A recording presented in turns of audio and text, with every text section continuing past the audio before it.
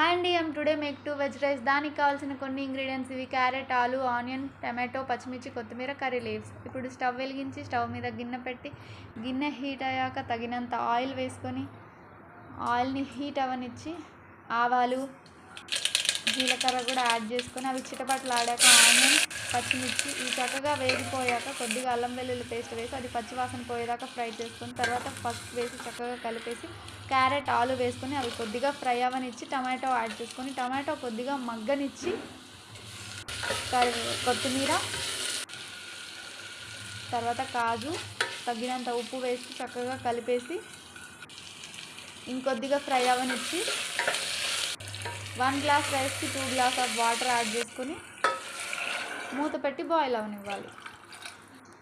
ఇప్పుడు బాయిల్ అయ్యే వాటర్లో ఇంతకుముందు మనం కడిగి పెట్టుకున్న రైస్ యాడ్ చేసుకొని కర్రీ లీవ్స్ యాడ్ చేసి చక్కగా కలిపేసి ఇప్పుడు కుక్కర్ మూత పెట్టి 1, 2, 3 విజిల్స్ రానిచ్చి అంతేనండి. 3 విజిల్స్ వచ్చాక ఇలా సర్వ్ చేసుకొని